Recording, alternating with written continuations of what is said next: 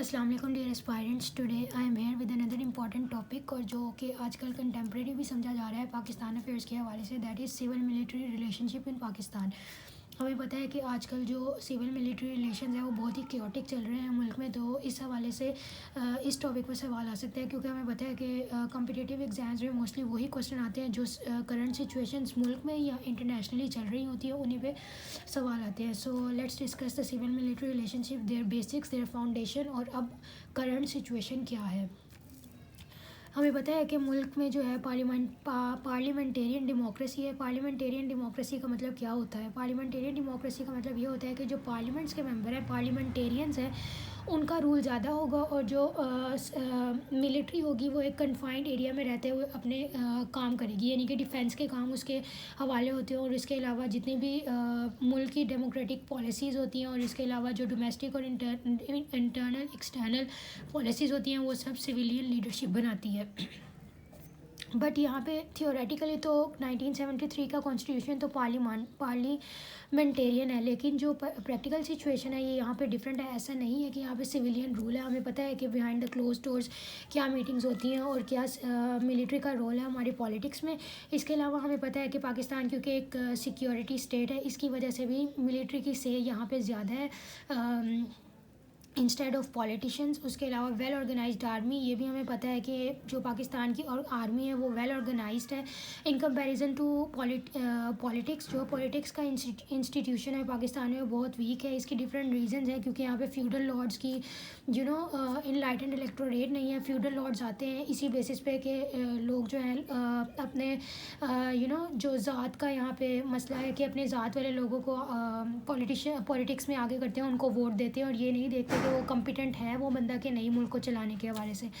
उसके अलावा यहाँ पे शॉर्ट कमिंग्स इन सिविलियन रूल, जैसे कि मैंने आपको पहले बताया कि इनलाइटेंड इलेक्टोरेट नहीं है, तो इसी वजह से सिविलियन रूल में बहुत सारी शॉर्ट कमिंग्स हैं। यहाँ पे करप्शन है, जो पॉलिटिशियंस हैं वो इनकम्पिटेंट है, उनके पास नॉलेज नहीं है कि किस तरह से मसलों को हल करना है। लेकिन जो हमारी मिलिट्री है वो ऑब्वियसली कॉम्पिटेंट है, उसको पता है कि किस तरह से मसाइल को हल करना है। वहाँ पे एक प्रॉपर ऑर्गेनाइज सिस्टम है जहाँ से वो जो मिलिट्री रूलर्स हैं वो अपने सेलेक्ट करते हैं और फिर वो आगे कमांडर्स बनते हैं और इस तरह से उन्हें प्रॉपर नॉलेज होती है कि किस तरह से इंटरनल और एक्सटर्नल हालात को टैकल करना है। उसके बाद है ये सिविल मिलिट्री जो कियोस है ये तो चल ही रहा है, लेकिन मीडिया सिविल सोसाइटी की वजह से अब हमें ये पता लगना शुरू हो गया कि मिलिट्री का रोल बहुत प्रोमिनेंट है इन पाकिस्तान। पहले तो मिलिट्री का रूल नो डाउट शुरू से ही जब से पाकिस्तान इंडिपेंडेंट हुआ है तब से ही चल रहा है, लेकिन तब लोगों को इतनी अवेयरनेस नहीं थी कि मिलिट्री का जो इंटरफेरेंस है वो पॉलिटिक्स में इस हद तक है। लेकिन जैसे जैसे मीडिया की और सिविल सोसाइटी की अवेयरनेस आना शुरू हो गई और मिडिल क्लास सोसाइटी जो है वो अवेयर हो रही है, वैसे वैसे हमें ये बात पता चल रही है कि मिलिट्री की अनवांटेड से है इन पॉलिटिक्स। उसके बाद है डेमोक्रेटिक फैब्रिक की जो सिविल मिलिट्री केओस है मुल्क में, इसकी वजह से डेमोक्रेटिक फैब्रिक हमारी हर्ट हो रही है। लोगों को अब जो सिविलियन रूल है उसके ऊपर ट्रस्ट नहीं रहा। वो कहते हैं कि ये सब डिक्टेटर्स हैं, they are the pawns of military.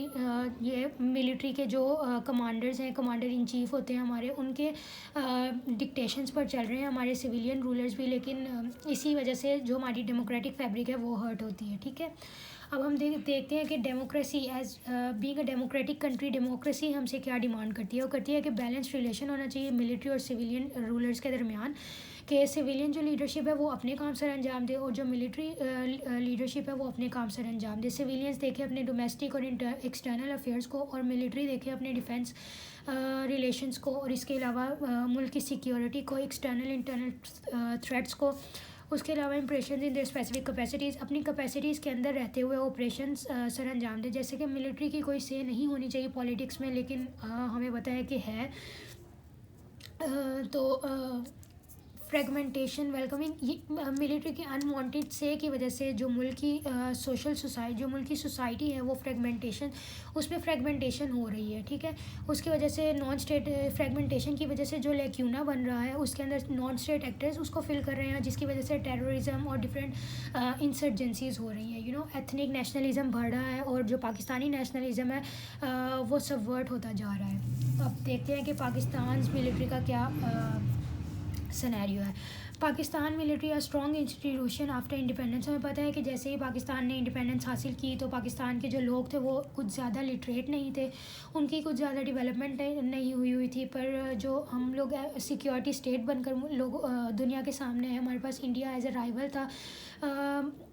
पाकिस्तानियों को ये डर था कि जो इंडिपेंडेंस है ये अनडन ना कर दे इंडिया, तो इसकी वजह से उसने अपनी मिलिट्री डेवलप करना शुरू की, उसको डेवलप किया, उसको मॉडर्नाइज़ किया। उसके बाद lack of focus on political organisation पे उस वक्त कम फोकस किया गया। हमें पता है कि जो हमारा पहला कॉन्स्टिट्यूशन था 1956 का, वो हमें ऑलमोस्ट इंडिपेंडेंस के 9 सालों बाद मिला। ठीक है, इसी बात से ये बात साबित होती है कि पॉलिटिक्स पे हमारा फोकस कम था और ज़्यादा फोकस हमारा मिलिट्री पे था कि हम किसी तरह से अपनी मिलिट्री इस कदर मॉडर्नाइज़ कर लें कि बैलेंस ऑफ पावर हो जाए, और फिर ताकि इंडिया से हमें कोई थ्रेट ना रहे। उसके बाद है मिलिट्री एजेंसीज़। जो मिलिट्री की एजेंसीज़ हैं जैसे कि ISI, इसका भी बहुत सारा मिलिट्री अगर डायरेक्टली हमारे सिविलियन रूल में इंटरफेयर नहीं करती तो विद इट्स मिलिट्री एजेंसीज़ वो इंटरफेयर करना शुरू कर देती है। इसके बाद है पब्लिक ट्रस्ट। पब्लिक का जो ट्रस्ट है मिलिट्री पे वो बहुत ज़्यादा है। इसकी वजह से जो डिफरेंट सिचुएशंस कैटास्ट्रॉफिक सिचुएशंस मुल्क में होती हैं उस पर भी मिलिट्री को ट्रस्ट किया जाता है और मिलिट्री को बुला लिया जाता है। जैसे हमें पता है कि मरी का इंसिडेंस हुआ था, वहाँ पे मिलिट्री को बुला लिया गया। इसके अलावा जो NDM में है हमारे पास नेचुरल डिज़ास्टर अथॉरिटी, उसमें भी मिलिट्री उसको डायरेक्ट कर रही है उस इंस्टीट्यूशन को भी। उसके अलावा भी जैसे टेररिज्म आ गए थे तो टेररिज्म आ गया था तो उसमें भी हमने मिलिट्री को इन्वॉल्व किया उसको इरेडिकेट करने के लिए। पब्लिक ट्रस्ट की वजह से भी मिलिट्री को इन्वाइट किया जाता है बाय सिविलियन रूलरशिप। ठीक है, अब हम देखते हैं जी interest of military. Pakistani military के मुल्क में क्या क्या इंटरेस्ट है। पहले तो नेशनल सिक्योरिटी, ये बिल्कुल सही बात है, ये इंटरेस्ट उनका होना भी चाहिए। नेशनल सिक्योरिटी, न्यूक्लियर कमांड, जो न्यूक्लियर कमांड और कंट्रोल है वो सब मिलिट्री के पास है इस टाइम और हमेशा से रहा है मिलिट्री के पास। और मिलिट्री नेशनल सिक्योरिटी के हवाले से जो न्यूक्लियर कमांड है वो अभी भी मिलिट्री के पास है, हमेशा से मिलिट्री के पास रही है। इसके बारे में बेनज़ीर भुट्टो ने 1991 सितंबर में ये बयान दिया था कि जो मुशर्रफ है उन्होंने न्यूक्लियर जो हमारे पास न्यूक्लियर वेपन्स हैं या हमारी न्यूक्लियर पावर है उसके हवाले से इंफॉर्मेशन देने से इनकार कर दिया था बेनज़ीर भुट्टो को, तो इसके बारे में उन्होंने कंप्लेन की थी। इसके अलावा जो नेशनल सिक्योरिटी के हवाले से अफ़गानिस्तान के साथ हमने किस तरह से रिलेशंस रखने हैं ये भी हमारी मिलिट्री ही कंट्रोल करती है। उसके अलावा जो इंडिया के साथ हमने किस तरह से रिलेशन रखने हैं, स्पेशली ऑन कश्मीर इशू, ये सब हमारी मिलिट्री ही कंट्रोल करती है। जैसे हमें पता है कि हमारी जो पॉलिटिक्स है वो नहीं चाहती कि हम इंडिया के साथ बायलैटरल रिलेशन रखें तब तक कि जब तक वो कश्मीर इशू रिजॉल्व ना करें। बेसिकली ये डिक्टेट किया गया है आर्मी की तरफ से कि हमने तब तक इंडिया के साथ बायलैटरल रिलेशंस कायम नहीं करने जब तक कि कश्मीर इशू रिजॉल्व ना कर लिया जाए। ये अगर हम इस तरह कर लेंगे तो इंडिया को हम अपर हैंड मिल जाएगा और फिर कश्मीर इशू कभी भी रिजॉल्व नहीं हो पाएगा, ऐसा मिलिट्री का कहना है। उसके अलावा nuclear and military advancement, military ये कहती है कि न्यूक्लियर और मिलिट्री एडवांसमेंट बहुत ज़रूरी है as being a country with neighbours like India and Afghanistan. तो इसकी वजह से भी मिलिट्री जो है अपनी सिविलियन रूलरशिप को कन्विंस करती है, इन्फ्लुएंस करती है कि मिलिट्री को डिवेलप करे, अपने न्यूक्लियर वेपन्स को डिवेलप करे, न्यूक्लियर आर्सेनल्स को डिवेलप करे ताकि बैलेंस ऑफ पावर रीजन में मेंटेन रहे। उसके बाद जो दूसरा कंसर्न है हमारी मिलिट्री का, that is import of arms. हमें पता है कि हम आर्म्स जो है वो इंपोर्ट करते हैं चाइना से, रशिया से, इसके अलावा अमेरिका से। तो इसके हवाले से जो है इम्प्लिकेशंस आती हैं फॉरेन पॉलिसी। ऑब्वियस बात है जब हम किसी से कोई इंपोर्ट एक्सपोर्ट का रिलेशन रखते हैं तो उसकी फॉरेन पॉलिसी पे भी इम्प्लिकेशंस आती हैं। और जब ये इंपोर्ट ऑफ आर्म्स हिंडर होती है तो जो मिलिट्री है वो सिविलियन रूलरशिप को इन्फ्लुएंस करती है कि वो पर्टिकुलर स्टेट से रिलेशंस अपने अच्छे रखे ताकि उनकी इंपोर्ट ऑफ आर्म्स हिंडर ना हो सके। ठीक है, इस तरह से फॉरेन पॉलिसी भी हमारी मिलिट्री कंट्रोल कर रही है। उसके अलावा देखते हैं यूनिलेटरल कट्स इन बजट। जो 2023 और 2024 का फिस्कल ईयर का बजट है उसमें ऑलमोस्ट 17% जो है वो आर्मी को दिया गया है। अब उसमें कोई स्क्रूटिनी नहीं है कि आर्मी उसको कैसे उसको कैसे स्पेंड करेगी और ना ही देखा गया है कि आर्मी को किस चीज़ की ज़रूरत है जिसके लिए हम इतना बड़ा शेयर बजट का आर्मी को दे रहे हैं। उसके बाद कि ये इसी वजह से क्योंकि जो no cuts in budget before discussion, army ये नहीं चाहती कि उसके बजट में कोई भी कट्स आएँ बिफोर डिस्कशन, और ना ही सिविलियन रूलरशिप पब्लिकली कोई कट अनाउंस करे उनके मिलिट्री बजट में। ठीक है, ये उसके कंसर्न्स हैं। उसके अलावा प्रिजर्वेशन ऑफ पर्क्स, हमें पता है कि जब मिलिट्री रूलरशिप आई, ऑलमोस्ट 3 दफ़ा यहाँ पे कू हो चुका है पाकिस्तान में। उस कू के दौरान कुछ कॉन्स्टिट्यूशनल चेंजेस आई जिसकी वजह से पर्क्स जो हैं, कुछ पर्क्स मिलिट्री ब्यूरोक्रेट्स को मिल गए। तो उन मिलिट्री जो पर्क्स मिल चुके हैं उनको, जो कॉन्स्टिट्यूशनल चेंजेस के बाद पर्क्स आ चुके हैं मिलिट्री ब्यूरोक्रेट्स के बाद, अब वो उनको प्रिजर्व रखना चाहते हैं। ये भी उनका एक कंसर्न है जिसकी वजह से वो सिविलियन रूलरशिप में इंटरफेयर करते रहते हैं। पांचवी जो बात है that is socio political instability. Military rulership ये नहीं चाहती कि मुल्क में सोशो पॉलिटिकल इंस्टेबिलिटी आए, और एट द सेम टाइम जब सोशो पॉलिटिकल इंस्टेबिलिटी आती है तो वो इसको कैश करते हुए अपनी कू इंट्रोड्यूस कर देती है, और फिर मिलिट्री रूलरशिप स्टार्ट हो जाती है कंट्री में। और इसके अलावा सोशो पॉलिटिकल इंस्टेबिलिटी इसलिए भी नहीं चाहती क्योंकि अगर सोसाइटी ही स्टेबल नहीं होगी तो जो मिलिट्री के मामलात हैं वो भी इंस्टेबल रहेंगे और सिक्योरिटी थ्रेट और बढ़ जाएगा। सोसाइटी जब इंटरनली फ्रेगमेंटेटेड होती है तो जो बाहर के हमारे एक्सटर्नल थ्रेट्स होते हैं, जैसे इंडिया से हमें थ्रेट है, उसके अलावा अफ़गानिस्तान से थ्रेट है, नॉन ट्रेडिशनल जैसे टेररिस्ट से थ्रेट है, वो भी अपना इन्फ्लुएंस क्रिएट करना शुरू कर देते हैं मुल्क में। तो वो फिर मिलिट्री के लिए एक एक क्योटिक सिचुएशन बन जाती है। उसके बाद है इन्फ्लुएंस फॉर फॉरेन पॉलिसी। जो आर्मी का कंसर्न एक ये भी है कि जो हमारे अनस्टेबल रिलेशन है with our neighbouring countries like Afghanistan and India और यूएसए के साथ, तो वो भी उस हवाले से फ़ॉरेन पॉलिसी भी मिलिट्री कंट्रोल करना चाहती है, क्योंकि मिलिट्री को पता है कि अगर इन कंट्रीज़ के हवाले से सिविलियन रूलरशिप अगर फ़ॉरेन पॉलिसी कंट्रोल करेगी तो वो फिर मिलिट्री के लिए फिजिबल नहीं रहेगा अपने काम सर अंजाम देना। क्योंकि हमें पता है कि अगर इंडिया के साथ पाकिस्तान अच्छे रिलेशन, बायलैटरल रिलेशन कायम कर ले तो फिर मिलिट्री के लिए ये बात मुश्किल हो जाएगी कि वो कश्मीर को किस तरह से लिबरेट करवाएंगे इंडिया से। और अगर अफ़गानिस्तान के साथ अच्छे रिलेशन कायम कर लें तो ड्यूरन लाइन का इशू हो जाएगा, फिर वो ड्यूरन लाइन की बात हमें माननी पड़ेगी, वो लोग अफ़गानिस्तान अपर एंड पे आ जाएगा। तो इसलिए मिलिट्री है वो इन चंद ममालिक की फ़ॉरेन पॉलिसी को भी इन्फ्लुएंस करता है। उसके बाद है मिलिट्री ऑटोनॉमी। मिलिट्री चाहती है कि उसके ऑटोनॉमी में कोई भी इंटरफेयर ना करे, नो इंटरफेरेंस फेवरेबल गवर्नमेंट्स। इसी वजह से इंटरफेरेंस की वजह से ही मिलिट्री अपना इन्फ्लुएंस कायम करती है सिविलियन रूलरशिप और कोशिश करती है कि ऐसी गवर्नमेंट आए जो कि उनकी फेवर में काम करे, मिलिट्री की फेवर में काम करे, उधर इंटरफेयर ना करे, उसको उसकी पूरी ऑटोनॉमी दे। और इसके अलावा अगर मिलिट्री पॉलिटिक्स में इंटरफेयर करे तो वो भी उनका इन्फ्लुएंस भी माना जाए। इसी वजह से हमने देखा है कि मिलिट्री का हम ये सुनते आ रहे हैं कि मिलिट्री का इंटरफेरेंस पॉलिटिक्स में इस हवाले से भी है कि वो प्रेसिडेंट्स और प्राइम मिनिस्टर्स मुंतखब करवाती है। उसके अलावा हमारे पास डॉक्टर मोहम्मद वसीम की एक कोट है, वो देख लेते हैं। Army has the power but no responsibility. Politicians have responsibility but no power. This is the worst ever relationship. Very well said. Now हम नेक्स्ट पॉइंट देख लेते हैं, that is reasons of strange relations. Pakistan की जो military और civilian rulership है इनके strange relation के पीछे वजह क्या है। हमें पता है कि पाकिस्तान में पार्लियामेंटेरियन डेमोक्रेसी है, यहाँ पे डिफेंस सेक्रेटरी जो है वो पार्लियामेंटेरियन डेमोक्रेसी को जवाबदेह है, और जो डिफेंस मिनिस्ट्री है वो डिफेंस सेक्रेटरी को जवाबदेह है। ठीक है, डिफेंस मिनिस्ट्री के अंदर हमारी मिलिट्री आती है, उसके अलावा नेवी आती है, उसके अलावा एयरफोर्स, जितने भी इदारे हैं पाकिस्तान आर्मी के वो सब आते हैं। उसके अलावा हमें पता है कि पाकिस्तान के अंदर 3 कू अभी तक हो चुके हैं और 35 ईयर्स की रूलरशिप मिलिट्री एंजॉय कर चुकी है। Otherwise king makers from behind army को किंग मेकर समझा जाता है। मैंने आपको जैसे पहले बताया कि ड्यूरिंग इलेक्टोरेट के दौरान ये अपनी मर्ज़ी के फेवरेबल प्राइम मिनिस्टर्स चुनती है आर्मी, जो उनको फेवर करे वो चुनती है। उसके बाद है सिक्योरिटी स्टेट। पाकिस्तान एक सिक्योरिटी स्टेट है, इस वजह से भी मिलिट्री की इंपॉर्टेंस बहुत ज़्यादा है। Founding father died, no constitution and क्यों ना शुरू में ही जब हमारे कायद आज़म की वफ़ात हो गई, उसके बाद लियाकत अली ख़ान को असैसिनेट कर दिया गया, कोई कॉन्स्टिट्यूशन नहीं था हमारे पास। वो जो पॉलिटिकल लेक्यूना था वो आर्मी ने आके फिल किया with their competency and compatibility.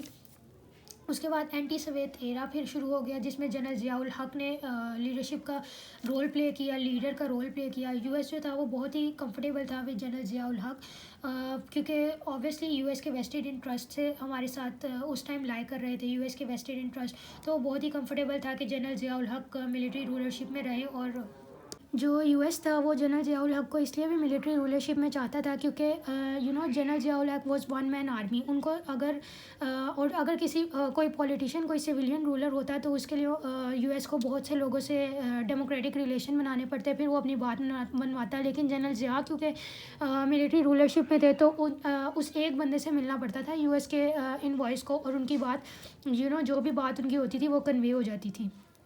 उसके बाद हम देखते हैं जी प्रोलॉन्ग्ड एरा। ये पहले देख लेते हैं मॉडर्नाइज। हमें पता है कि यूएस जब एंटी सवेत वॉर चल रही थी अफ़गान में, पाकिस्तान एज अ प्रॉक्सी वहाँ पे रोल प्ले कर रहा था, तो वहाँ पे बहुत सारी फंडिंग भी हुई थी पाकिस्तान को यूएस की तरफ से। तो उस फंडिंग से पाकिस्तान के जो जनरल ज़िया थे उन्होंने पाकिस्तानी आर्मी को मॉडर्नाइज़ किया।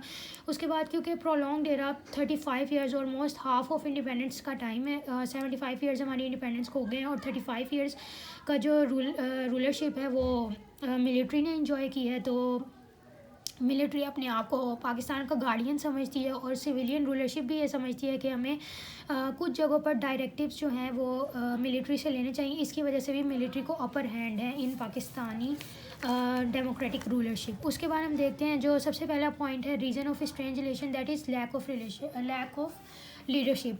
पाकिस्तान के बनते ही 1948 में कायद आज़म की वफ़ात हो गई। उसके बाद लियाकत अली ख़ान को असैसिनेट कर दिया गया। उसके बाद कॉन्स्टिट्यूशन कोई नहीं था हमारे पास, जो क्यूना बन गया, उसको आर्मी ने आकर फिल किया। वीक पॉलिटिकल इंस्टीट्यूशन, हमें पता है कि जो हमारी पॉलिटिकल इंस्टीट्यूशन है वो बहुत वीक है, कोई ऑर्गेनाइजेशन नहीं है, जबकि जो हमारा मिलिट्री इंस्टीट्यूशन है वो बहुत स्ट्रॉन्ग है। मेरिटोक्रेसी, ट्रांसपेरेंसी, करप्शन फ्री, ये सब क्वालिटीज़ उसमें पाई जाती हैं। उसके बाद जो पॉलिटिकल है फ्यूडल लॉज से भरा हुआ है, और इनलाइटमेंट नहीं है यहाँ पे। लोग पॉलिटिशियंस हमारे कॉम्पिटेंट नहीं है, कैपेबल नहीं है। इसके अलावा नो पॉलिटिकल सिस्टम। यहाँ पे जो पॉलिटिशियंस हैं वो इलेक्ट नहीं किए जाते बल्कि सेलेक्ट किए जाते हैं, या फिर आप कह सकते हैं, बल्कि मुझे कहना चाहिए कि सेलेक्ट किए जाते हैं, इलेक्ट नहीं किए जाते। उसके बाद civilian military bureaucracy. Civil military bureaucracy जो है वो हमें पता है कि हमारी मॉडर्नाइज्ड है, डेवलप्ड है, वेल एजुकेटेड है, लिटरेट है, वेल अवेयर है दुनिया में क्या हालात चल रहे हैं, ये इन सब का उन्हें सिविल मिलिट्री ब्यूरोक्रेसी को पता है। लेकिन जो हमारे पॉलिटिशियंस हैं they are not aware of anything, they are incompetent, they are incapable. ये वजह यही है कि जो पाकिस्तान की अवाम है वो इलिटरेट है, उनको इनलाइटन नहीं किया जा रहा, उनको एम्पावर नहीं किया जा रहा अबाउट देयर पॉलिटिशियंस। वो अपने फ्यूडल लॉर्ड्स, अपने कास्ट सिस्टम पे डिपेंडेंट ही अपने पॉलिटिशियंस चुन रहे हैं, बट बजाय इसके कि वो कॉम्पिटेंसी और कैपेबिलिटी के हवाले से लीडरशिप चुने। लेकिन वो सिर्फ अपने कास्ट सिस्टम पे जो उनका कास्ट में पॉलिटिशियन आता है उसको ही आगे करते हैं, उसी को वोट देते हैं। उसके अलावा पावर स्ट्रगल। पाकिस्तान में पावर स्ट्रगल बहुत ज़्यादा है क्योंकि रूल ऑफ़ लॉ यहाँ पे नहीं है, तो उसकी वजह से करप्शन है, ट्रांसपेरेंसी नहीं है, अकाउंटेबिलिटी नहीं है। लोग पॉलिटिशियंस अपने वेस्टेड इंटरेस्ट के लिए काम कर रहे हैं irrespective of the interest of Pakistan. इसकी वजह से भी जो है सिविल मिलिट्री में स्ट्रेंज रिलेशन चल रहे हैं। मिलिट्री ये चाहती है कि वेल ऑर्गेनाइज्ड सिस्टम हो, लेकिन पॉलिटिक्स ऐसा नहीं कर पा रही, तो जिसकी वजह से सिविल मिलिट्री के रिलेशंस अच्छे नहीं चल रहे। नेक्स्ट हम देख लेते हैं जी प्रेजेंट सिचुएशन। प्रेजेंट सिचुएशन क्या है? पहले तो हमें पता है कि शुरू से ही हमें पता है कि मिलिट्री का रोल रहा है, लेकिन हमें ये नहीं पता था कि इस हद तक इंटरफेरेंस है मिलिट्री की सिविलियन रूलरशिप में। लेकिन अब हमें पता लगना शुरू हो गया है, ऑल थैंक्स टू मीडिया और सिविल सोसाइटी। ये मीडिया जो है स्पेशली सोशल मीडिया को अपर हैंड मिल चुका है। सोशल मीडिया अगर जो हमारा स्टेट मीडिया है वो बाय पॉलिटिशियंस उसको वो भी कर लिया जाए, तब भी जो सोशल मीडिया है वो फ्री है, वो हमें सारी डिटेल्स बताते हैं कि क्या क्लोज डोर और क्या ओपन डोर्स मीटिंग हो रही है। उसके अलावा इनलाइटमेंट लोगों में आ गई है, जैसे ही मिडिल क्लास जो पाकिस्तान की है वो अवेयर होना शुरू हुई है, वो लिटरेट होना शुरू हुई है, उसकी वजह से भी हमें सिचुएशन कुछ बदलती नज़र आ रही है। उसके अलावा हम देखते हैं जी वे फॉरवर्ड अब हमारे पास क्या हो सकते हैं सिविल मिलिट्री रिलेशंस के, क्योंकि सिविल मिलिट्री के जो क्योटिक रिलेशन है उसकी वजह से पाकिस्तान की बहुत ही डेंटेड इमेज दुनिया के सामने आ रही है। तो इसके लिए हमें कुछ वे फॉरवर्ड्स देखने होंगे ताकि सिविल और मिलिट्री को दो अलग-अलग अपने कन्फाइंड कैपेसिटीज़ में ये लोग काम करें और पाकिस्तान की एक ग्लोरियस पिक्चर दुनिया के सामने पेश करें। उसके लिए हमें क्या करना होगा, hierarchy level of decision makers की हमें हिरार्की डिफ़ाइन करनी होगी और उसमें कोई इंटरफेरेंस नहीं होनी चाहिए और जो हिरार्की होगी वो फुली ट्रांसपेरेंट हो। उसके अलावा नेशनल एंड फॉरेन सिक्योरिटी, जो नेशनल सिक्योरिटी है और जो फॉरेन सिक्योरिटी है, these must be in the hand of military rulership. Military के जो कमांडर्स हैं उनको ये बात ऑब्वियसली वो ज़्यादा अच्छी तरह से जानते हैं कि हमारी जो राइवलरी नेशंस हैं, जिसमें हमारे पास इंडिया आती है, उसके अलावा हमारे पास अफगानिस्तान आता है और यूएस से भी हमारे टर्ब्यूलेंट से रिलेशनशिप है, तो इनके साथ किस तरह से रिलेशन रखने हैं। नेशनल सिक्योरिटी भी इन्हीं पे डिपेंडेंट है, इन्हीं रिलेशंस पे डिपेंडेंट है, तो इसका जो हमारे पास कमांड है ये हमें मिलिट्री को दे देना चाहिए। उसके अलावा पॉलिटिशियंस की इसमें फिर कोई से नहीं होनी चाहिए। उसके अलावा कन्फाइंड स्पेस, मैंने आपको जैसे पहले बताया, जो काम मिलिट्री के है वो मिलिट्री करे, जो काम पॉलिटिशियंस के हैं वो पॉलिटिशियंस करें, जो डेमोक्रेटिक डोमेस्टिक पॉलिसीज़ हैं वो पॉलिटिशियंस बनाए। उसके अलावा सिक्योरिटी की, डिफेंस की जो पॉलिसीज़ हैं वो मिलिट्री बनाए। उसके बाद इनलाइटन इलेक्टोरेट्स, जो पाकिस्तान की आवाम है उसको इनलाइटन करने की ज़रूरत है। इनलाइटन किस तरह से कर सकते हैं? हम मीडिया के ज़रिए से कर सकते हैं, सिविल सोसाइटी के ज़रिए से कर सकते हैं, इसके अलावा हम सेमिनार्स के ज़रिए से कर सकते हैं। पाकिस्तानी जो लोग हैं उनका एजुकेशनल बजट बढ़ा के कर सकते हैं, ताकि वो जितनी उनके पास नॉलेज आएगी उतना ही वो ज़्यादा एम्पावर होंगे और उन्हें पता होगा कि हमारे मुल्क के लिए क्या बेहतर है, हमारे लिए क्या बेहतर है और किस किस्म के कॉम्पिटेंट और कैपेबल लोगों को हमने फ्रंट फुट पर लाना है। उसके बाद हम देखते हैं स्क्रूटनाइज द मिलिट्री बजट। जो मिलिट्री बजट है दैट मस्ट बी स्क्रूटनाइज। हमें पता होना चाहिए कि मिलिट्री का जो बजट हम इतना ज़्यादा शेयर हम दे रहे हैं मिलिट्री का, वो कहाँ पे स्पेंड कर रही है। ये पब्लिक ट्रस्ट के लिए ये बात बहुत ज़रूरी है कि मिलिट्री बजट को स्क्रूटनाइज़ किया जाए और सिविलियन रूलरशिप इसको स्क्रूटनाइज़ करें। उसके बाद मेरिटोक्रेसी होनी चाहिए पॉलिटिक्स में भी और आर्मी में तो है ही है, लेकिन पॉलिटिक्स में भी मेरिटोक्रेसी होनी चाहिए। और मेरिटोक्रेसी किस तरह से आ सकती है जी? पॉलिटिकल पार्टीज़ अपने अंदर इलेक्टोरेट्स अरेंज करवाएं और फिर वहाँ पे मेरिट पे लोगों को पॉलिटिकल पार्टीज़ में लाया जाए। इसी तरह से मेरिटोक्रेसी जब पॉलिटिकल पार्टीज़ में आएगी तो फिर पॉलिटिक्स के इंस्टीट्यूशन में भी मेरिटोक्रेसी आ जाएगी। उसके बाद सुपरमेसी ऑफ पार्लियामेंट।